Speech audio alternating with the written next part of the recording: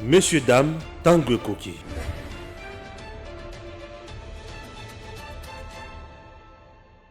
Cette salle des conférences devenue mythique pour avoir abrité les initiatives de paix pour le Soudan, Soudan du Sud, Ouganda et Somalie, offre son hospitalité aux groupes armés locaux de la République démocratique du Congo pour s'inscrire dans la voie d'une paix durable dans leur pays.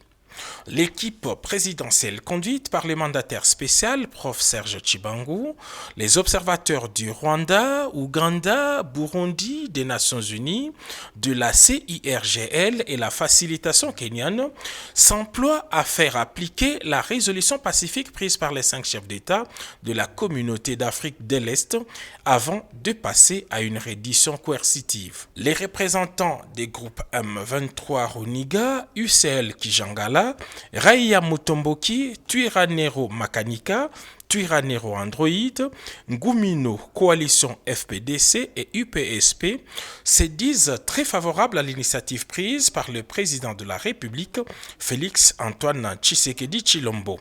Ils l'ont exprimé librement, chacun dans la langue de son choix. Je n'avais pas de raison pour combattre le président Félix Tshisekedi, parce qu'au moment où nous faisions la lutte armée, lui faisait la lutte politique.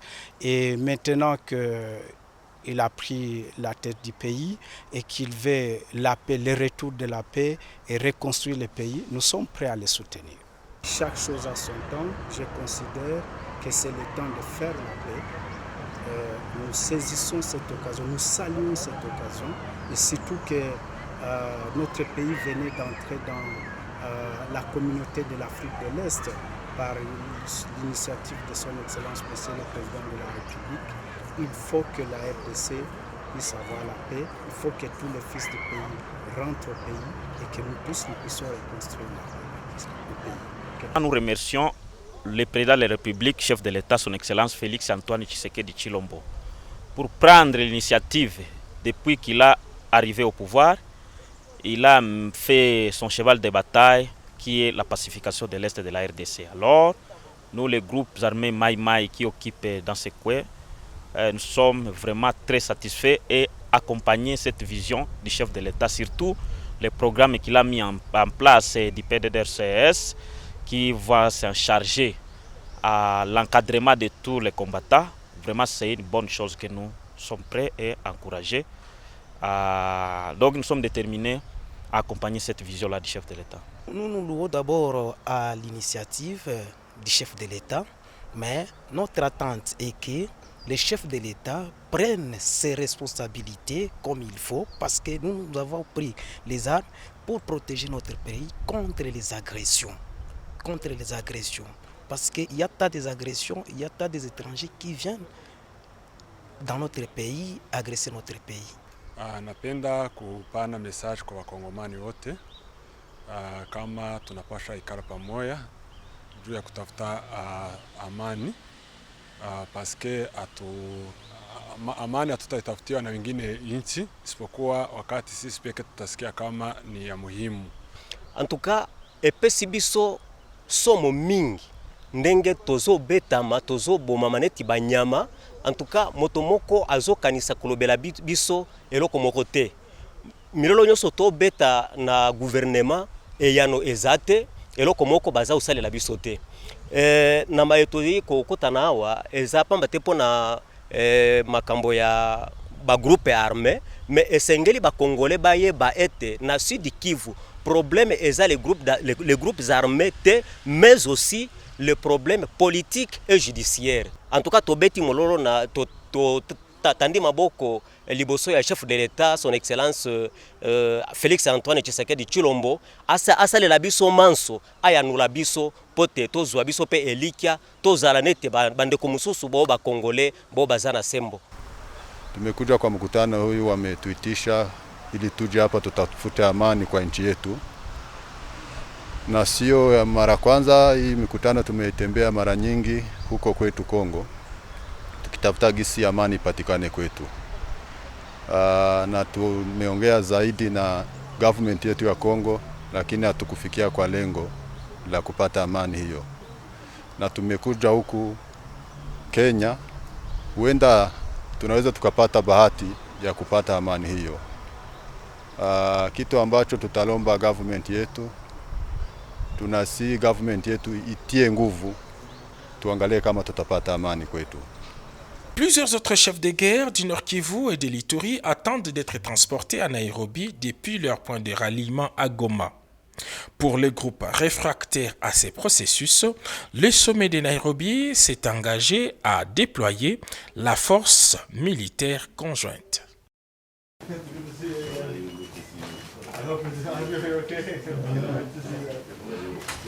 Les racines se solidifient encore davantage dans les relations entre la République démocratique du Congo et le Qatar. Le sourire du chef de l'État à ses interlocuteurs en dit long. Ces hommes d'affaires qataris sont à Kinshasa pour concrétiser la volonté de l'émir Cheikh Tamim Ben Hamad et de Félix Antoine Tshisekedi d'établir une coopération économique entre les deux pays. Volonté couchée en forme d'accord lors de la visite du chef de l'État congolais à Doha. Pour cette première manche, ce sont les terminaux à conteneurs de Matadi et Kinshasa qui sont visés pour être remis à flot. Grâce au contrat de concession signé ce lundi avec le groupe méditerranéen Compagnie en présence du chef de l'État, d'intenses travaux de modernisation seront effectués sur le terminal à conteneurs de Matadi, prenant également en compte la zone logistique du port de Kinshasa, question de les rendre compétitifs à l'échelle internationale. Le ministre de Transport, Voies de Communication et Désenclavement, sa collègue du portefeuille, la vice-ministre de Finances et le directeur général ad intérim de la SCTP ont apposé leur signature au bas du document pour lancer la machine. Aujourd'hui, c'est une étape de franchie parce que nous venons de conclure un accord de concession avec une société du Qatar qui nous permettra de matérialiser cette volonté du président de la République. Le chef de l'État voudrait également que nous diversifions les possibilités d'exploiter nos potentialités et cela nous permettra de construire une économie très résiliente. Outre le MSE, premier armateur mondial dans le secteur portuaire, le fonds d'investissement qatari Maha Capital interviendra également dans cette concession pour aider la RDC à éponger la dette sociale de la SCTP. Une option qui réjouit le chef de l'État du fait que les fonds qui serviront à éponger cette dette ne proviendront uniquement que de la production.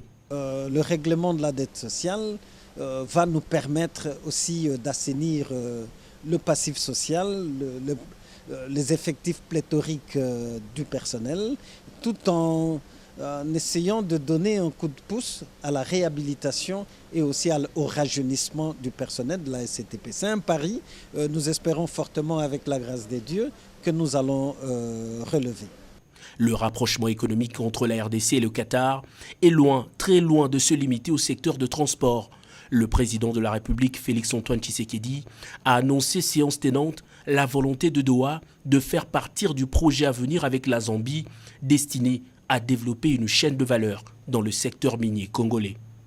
Bonjour, bonsoir, Nabino Nyonso, comme d'habitude, Obozwaka Libaku, Obodisposaka, Tanabino, Yakoyoka, info du jour, Oepesa Magana Molobe Nabino, le président Messi, Deli Depes, Ndetolobaki, chaque jour, Torobandaro Kutanaka, Tosololaka, Masolo, Ninyezo le Kanamboka, parce que vous avez bien information, chaque jour, Tolalaka, Tolamukaka, information et bimaka. Information et bimaka.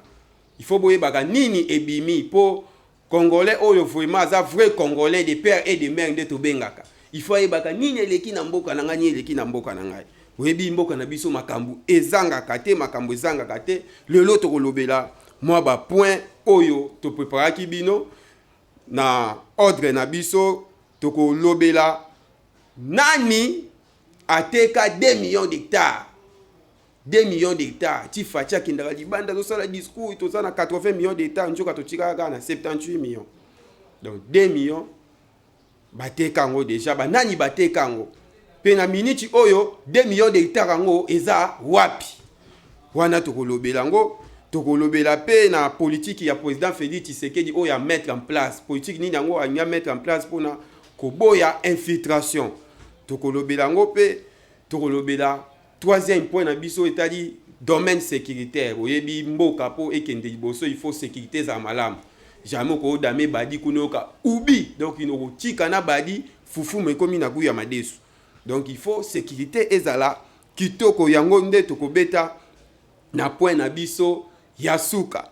Mais avant tout tobakisa point moko o pe essentiel tobosani kolobelango eza rapport ya administration américain au balobi pour na rapport ya États-Unis d'Amérique balobi par rapport ya administration ya Félix Tshisekedi. Rapport wana elobi nini? Tokoyeba na kati wana rapport wana elobi nini? Encore merci na ko partager na bino mwangonga oyo ya ko kabola ya bino lisolo toko ko bambala moko na o etali information na biso ya mukolo. Alors biso tout oyebi kokota ya mwana mboka Félix Tshisekedi ya kutani makambo belé. Donc elobaki ye moko je vais déboulonner. Ba oyo ba comprendre ka terme wana déboulonnage, il faut qu'il n'y ait pas ba mécanicien. Boulon ba longola ngo malembe. Il ne faut pas totinda chef de l'État asala makambo na lombangu. Parce que na niveau makambo akutaki na mboka na biso soka kendaki ye msupe na lombangu, mais makambo ye msupe ya mabe kuto ngake salama o ata biso moko to ngai to sepera nango te. Le président kendaki na makambo malembe politique na ya déboulonnement yango yo ezobota mbuma. Il faut yebezaki non na ba secteur ebele o esengaki il faut kolandela. C'est la raison pour laquelle aobaki bo pesa ye temps. Ce qui pays muke loko la France o ekokota na RDC 8 fois. Macron azolo bakoyi ko sala nyonso te na 5 ans mais bongo sko Congo. Donc Congo ezaki na ni ba défi belé et bongaki il faut ko relever. Yango président de la République azwaki kanisi wana ya kokende na eloko moko.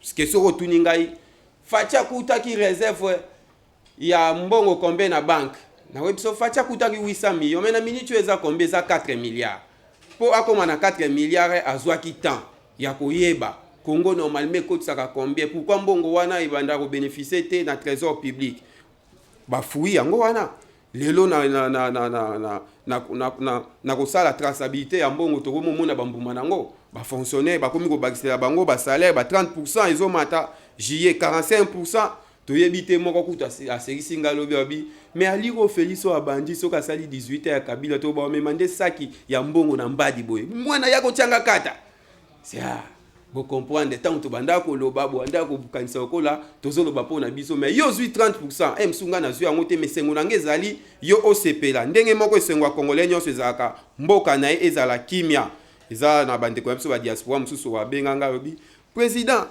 ngesengo ezalaka na mona kuna ba émission na mona pepe azolia azosepela esengo na biso ezalaka yango wana tosenga na biso eloko te mboka ezala bien batu basepela mais yango wana bandai kosenga temps ibandai kosenga temps tolandi biso moko lobby tolandi biso moko RDC est récupéré 2 millions d'hectares. 2 millions d'hectares, ils ont arrondir. Mais normalement, ils ont 1 966 630 hectares. 1 966 630 hectares. Oyo, babotola kibiso et pas ya bapaya. Grâce, il y a IGF, oyo d'ailleurs, lelo na minute tozolo baboyaza na États-Unis d'Amérique. Quoi que na États-Unis d'Amérique kuna na mission o babengisi eto kolobela on pe na kati boyeba ake ko sala nini kuna 2 millions d'hectares de terres arabes ti fati asala ka discours na ba Nations Unies lo 80 millions d'hectares njoka na 80 millions d'hectares 2 millions déjà babanda ko bateka koteka ngwe bandi na nini depuis 2007 pour balobi 15 ans passé ndi banda ko teka. Na biso eza étendue ya ba pays mususu parce que ba pays mususu ezalaka nango mona kaka pays moko eza na onaka na 1 million nini boye surtout ba île mais au 2 millions na biso batu wana bateka grâce ya IGF lobi tolandi ministre ya environnement mama F Bazaiba vraiment félicitations biso tolingaka ba ministre bongo ezate ministre mususu IGF asala enquête ya pesi yo fandeli yango ikomi susu biso to lekaka tomoni IGF mbala moko pesa yemba moko azeki a exécutango bina filé na minute tozolo babo to récupérer 2 millions mabele etekamaki mabele etekamaki siko boye toloba o mboka ekufa te toloba mboka ezalaki bien lelo bato bango moko baye kocomprendre tolobaka vérité baetufaka yango te vérité eyebanaka ata obombi yango loba nani bateka 2 millions d'hectares wana selon information kaka balobi tous les ministres ya environnement o baleka po IGF asuki na rapport te asuki pe na kombo ya ba ministre oyo il faut bakanga donc baza 6 ministres na sima il faut bakanga bango mutu moko aloba pourquoi atekaki ba forêt donc étendu wana epai ya bapaya étendu wana epai ya bapaya donc esali biso bien te tolobaki pouvoir ya Fati eza ya korécupérer nyonso topedraki nde mpe torécupéraki 2 milliards de dollars epai ya Den Getile toye korécupérer 2 millions d'hectares tokorécupérer biloko na biso nyonso toye korécupérer pétrole ya Mwanda oyo ezalaki Angola ka bande exploiter yango torécupérer tokoexploiter biso nyonso torécupérer mwa biloko ebele alors batu oyo basalake bateka 2 millions oyo il faut tomona bango na justice yango tokoyebisa Mama Rose Mutombo yo oza ministre ya justice sala musala na yo babiloko boye IGF tango asali yo récupérer ngo moko otia yango tous les ministres wana parce que raison moko te bokoloba isusu po ba ministre wana baza na humilité te moko te aza na humilité o nini to wi Claude Nyaugabu oyo alekaki wana aza na humilité te na mincho po botindele convocation bokanga ye baza mwa ebele pe après wana nde tolobaki tokolobela lisusu méthode oyo le chef de l'État a tie en place il faut ba nyonso tolelaka ba passion nyonso tozomona eza toza infiltré makasi côté bana mboka bazosolola po na mboka na bango etombwama omona Rwanda moko aza wana abwaki rapport eke na Rwanda.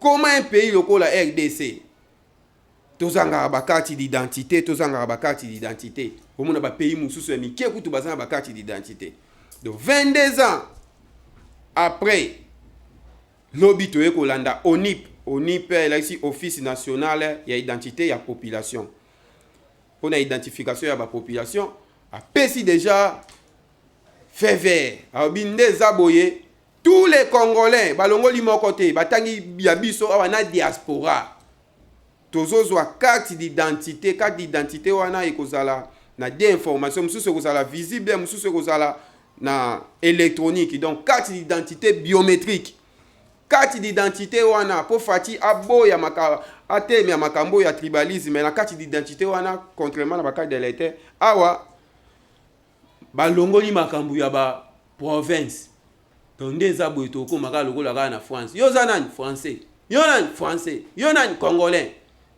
congolais donc ce mutu atunyo yo colonie ni bakangi yo parce que yango eloko oyo ezoboma mboka donc na carte wana bakambu ya ekolo bachete donc carte wana ekozala mwa moyena quelque chose donc nde ko permettre biso to détecter ba infiltrer to yeba qui est congolais qui n'est pas congolais parce que tokoyi kondimango te pays lokola Ghana Fati atali obia ba pays lokola ba Ghana président Ghana wana na ngai vraiment na diplomatie boye mais na kobeta makasi mais comment Ghana carte d'identité na bango bakomi ko tambola na oso na combien de pays y compris ba pays mususu pe ya Europe na ba Amérique kuna na passeport te mais na carte d'identité mais pourquoi pas na mboka na ngai d'où biso pe nyonso pe to carte d'identité to yeba siko bitumba diplomatie na kati nani ako longa alors c'est ça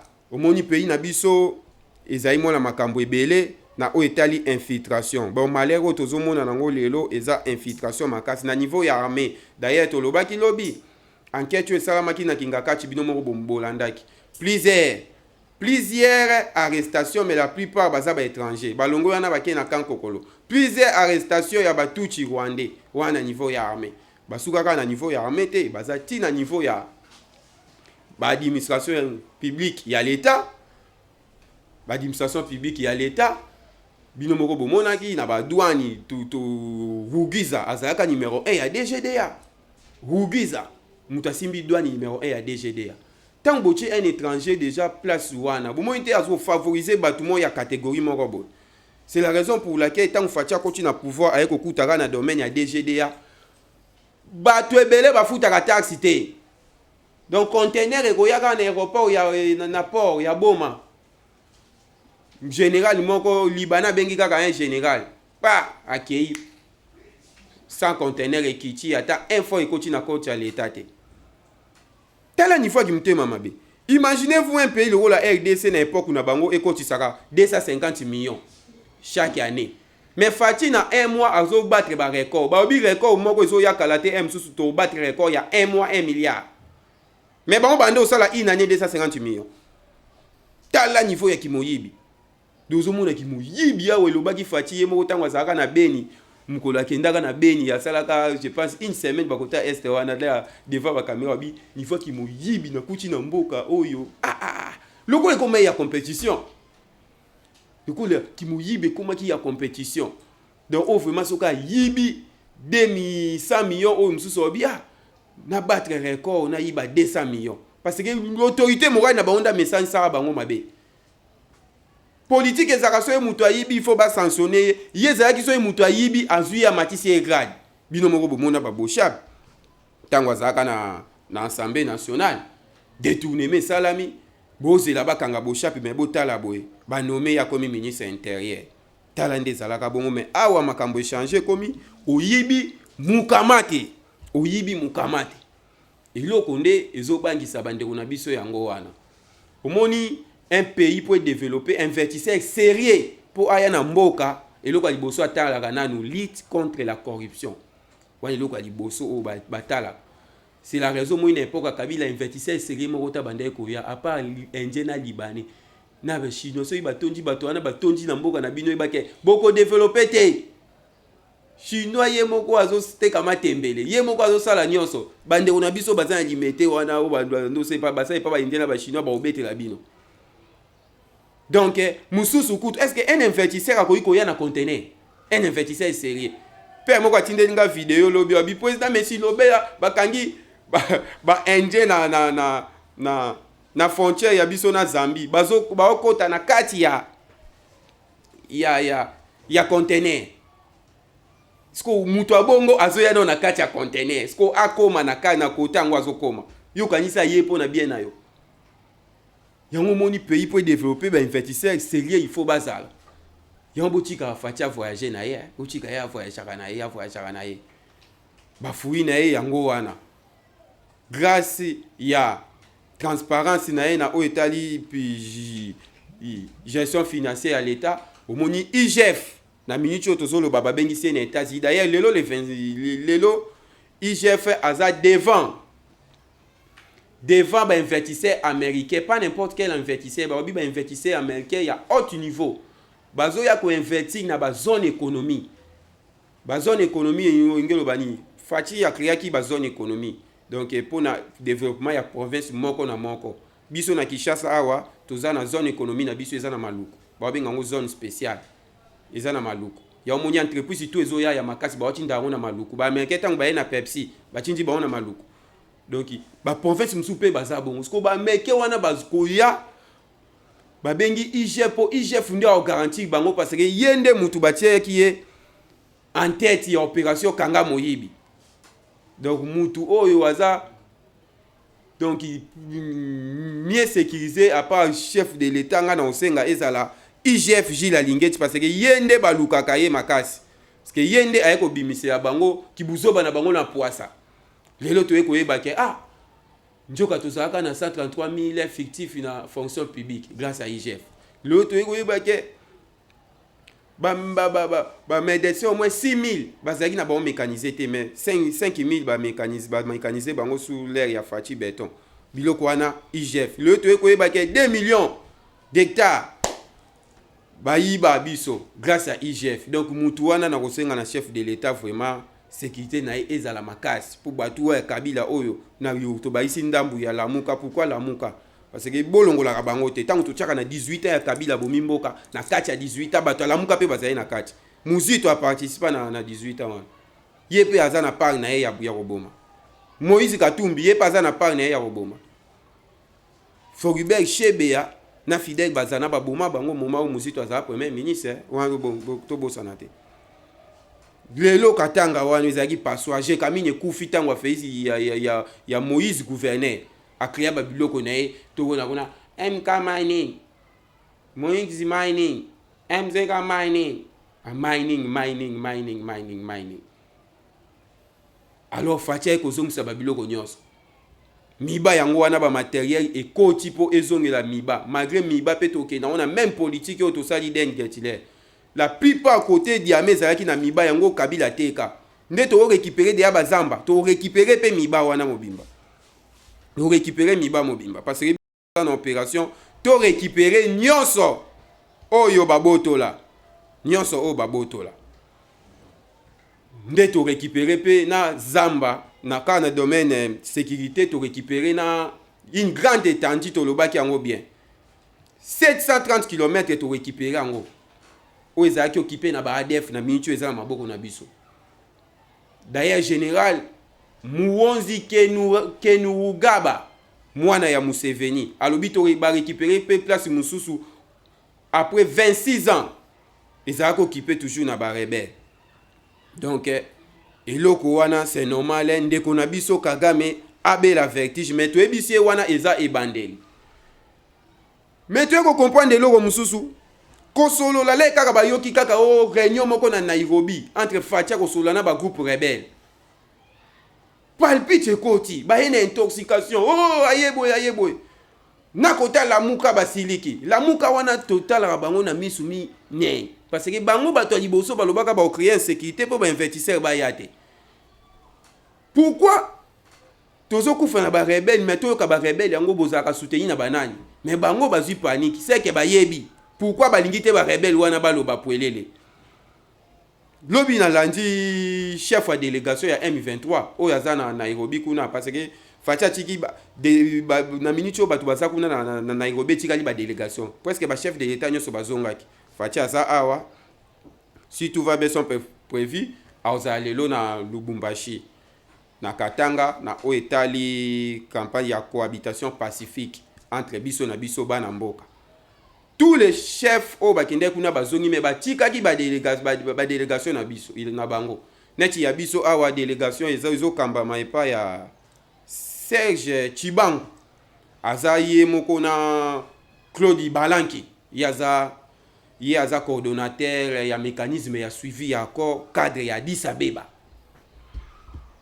Jean-Claude Balanki bazape na général Kabamba ye aza conseiller ya matière militaire ya chef de l'état.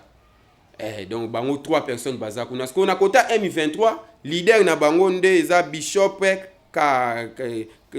Kanuga yende azo représenter M23 mais na kolanda maloba na ya lobi o comprendre que Fatia gagné rebelle a commis na position ya faiblesse alobi nini si la raté biso to répondre et si la alobi nini si la raté to sali makambo nyonso ikomi siko tango il faut to tika baza kutu te na droit ya koboya parce que o ezo sala makuna na Nairobi eza sous supervision ya communauté internationale délégation États-Unis eza wana batutu baza wana. C'est la raison Kagame a eu vertige ake yebisa président Ougandais ndenge nini to perdre mabele na biso to kanaka boye banda kala obi Kabila n'est pas Fati. Kabila n'est pas Fati. Sipote. Wanda bozaka na richesse nini? Oh, biso tozalaka na kana bangomba na bangombe. OK. Bolisa bango bangombe. Na minute oyo mutu na mutu a se concentrer na mboka na ye. Félicitations na président ya Burundi. Na déclaration pe asali lelo président ya Burundi Ndashimie. Oya lobi lelo alobi nini? Alobi kake loko Fati atikali koloba avant asala retour na Kinshasa tango alongwe na Kenya. Donc tous les groupes rebelles il faut s'adhérer na programme ya PDDRCS. Où il a ici programme il y a des désarmements des démobilisation réservant la communauté et stabilisation. OK. Alors bango nyonso il faut bakota kuna. En plus président ya Burundi alobi lisusu boya bakisi eloko mususu. Tous les groupes rebelles burundais au boza na RDC bozonga na mboka nanga Burundi. Na lobi pe su na Rwanda na Uganda bino pe ba groupe rebelle na bino bazonga na mboka na bino. Donc alobi kaka résolution oyo utami na niveau ya Nairobi, na niveau ya Nairobi yango ye a interprété yango, pour comprendre des choix exacts. Este wana kimia ezokota. Mais nalobaki kimia ya RDC eza nzala ya ba pays mususu o ba wandai ko dépendre na makila ya peuple congolais. En plus ba président wana bango nde mutu baza na vertige na minute oyo ngai te bino moko bozomona moko akomi bitambola tambola. Kolte za lisusu takende na Congo Brazzaville komi bopesa ngai itang na sala bilanga. Toyebi ba je na yo. Le président Félix aza na ba service à renseignement ya makasi nyonso bozo sala déjà tozoyeba. Toujours l'information car on a autopesa déjà na ebandeli tolobaki pe topesa point moko ya rapport les États-Unis d'Amérique au bapesi par rapport à président Félix Tshisekedi. Alors boyebi nde na lobaki Gilles Alingete aza na ministre aux États-Unis d'Amérique. Koke na États-Unis d'Amérique ba bengi si na édition moko ya ezo sala na Houston eza kuna na États-Unis d'Amérique. Mission eza basé sur investissement ya ba oyo ba Américain baza na mbongo bazoya na mbongo na bango bati yango na RDC. Il faut bazwa ba mama na assurance ba mindele balingaka ya makasi ezaka lutte contre la corruption. Pour corruption de bomaka mboka o biso to bengaka mwamba ya bampuku. Donc omona ta roulage déjà à Mesana ta nani boya à Mesana deux loko ba kotisi yango 32 à plus 18 ans. Donc Fatisi kwa yena 3 oyo ngialo ngola onda non. Malembe. Yo moni a chaki street moko ba bengi yango nini pour programme ya dit pour le changement de mentalité. Ya changement de mentalité. C'est ça il faut changer mentalité mentalité déjà kufa kala. Nde Congo kufa nde pe mentalité na biso kufa ki déjà kala. D'où il faut kozongisa ndamu. D'ailleurs na sepeli lobby na moni ba papa na nga on a trabasi bazo sepela bazo bina na tuni pe ozo bina nini obi eloko to lukaki yango yo on a tra ezonga lobby to moni protocole d'accord et signé na cité de Oya ba qatarien na gouvernement na miso chef de l'état donc on a tra Qatar azuya sala makamu nyonso ba port ba nini nyonso wa sala eloko to lukaki yango. Alors, rapport aux États-Unis d'Amérique à lobby pour l'administration ya Félix Tshisekedi. Ba rapport oyo il faut bango baloba. Pour besoin biso to lobby, omoni bango ba côté là oyo bango moko ba bimisi rapport. Rapport ango ye suite ya édition ezo sala makuna na États-Unis au Gilles Alingete. Ba lobby administration ya Félix Tshisekedi et permettre ouverture aux investissements directs étrangers à la lutte contre la corruption. En passant par le retour de la RDC dans l'AGOA. Vous voyez, AGOA est une AGOA est une loi aux États-Unis à Sala et permettra que biloko ko longwa na États-Unis et na mboka sans efuta taxe. Ya bino pe longwa et que na États-Unis sans efuta taxe. Mais RDC tant fatia koti na pouvoir RDC zaki na AGOA te. AGOA RDC ko koti sous politique et chef de l'État. Donc, et ça n'importe quel pays te ba na Agoa ba pays Afrique, ça ba pays ya trier. Donc RDCP ba trier en toza minute yo membre ya Agoa. To koti sous époque ya président Félix Tshisekedi. Donc loko ko bando longwa a wiki na États-Unis, ça il faut ta taxe ya ba américain pe ba longwa ya ça il faut ta taxe. Ba bi passant par le retour de la RDC dans l'Agoa. La mise en œuvre de la réforme devant les performances système judiciaire. Il faut ajouter mamabe pour comparer la justice ya Kabila na Félix. Pour comparer ango, pour ça comparaison pour le besoin ndenge moko il faut za mutu moko za kimte mamabe. O biso te weza ba américain. Batu oyo kanisa te aza na États-Unis, baza na batu awa ba nyonso le kana mboka ba pesa rapport. Tamboka ana na minute ezabo. Ba yebi na bango mo ba reconnaître que na mboka na biso na makambo ya justice est changé. Awa tozalaki na bapoalu mutu mususu bakokanga ete bino mo boyebi ancien ministre ya santé na époque Kabila babeta mbate pa libanais libanais wana est-ce que akotata kasho justice ya malonga ezalaki te. La transparence dans la gestion des finances wana pour te loko kolobela eza te, donc baza na raison. Lelo RDC et commis parmi les 5 premiers en Afrique concernant la gestion de la finance publique. Parce que dit jamais vu. Aux hommes, na un mois, ils ont mobilisé plus de 500 millions de dollars. Na un mois. Au Kabila, na fin de l'année, aux autres, 200 millions à Pamba, 250 millions à Pamba. Mais Fati na un mois. Puis na yo ka record moko bazo battre ngo kalate a. Record moko ba battre ngo kalate a. Donc biloko wana eza ba biloko oyo vraiment à féliciter. À part wana kaka administration yango ba féliciter sous chef de l'État na koloba boye. Tout ça, la justice, transparence dans la gestion des finances, la facilitation des affaires à travers guichet unique, création des entreprises, relèvement de la note souveraine du pays sont autant d'atouts pris en compte par rapport américain sur investissement en RDC. Et qu'il faut apprécier l'administration de Félix Tshisekedi dans ses efforts d'améliorer le climat des affaires. Vraiment, merci beaucoup. Et nous sommes fiers parce que pour nous, zela ya changement, pe développement ya Congo, eza Félix Tshisekedi. Merci de tolobaka, tokutanaka, tosololaka chaque jour pour na tope sabino au Italie ya mutuya information du jour. Na banzi tokutana lobby. Toujours na même numéro, ba oyo bozape na ba problème moko boy na kwe moko boy ya mboka. Okomi otindi ekosala bien. Merci to monani lobby to so la lisusu ya mutuya. Messieurs dames, Tanguy Koki.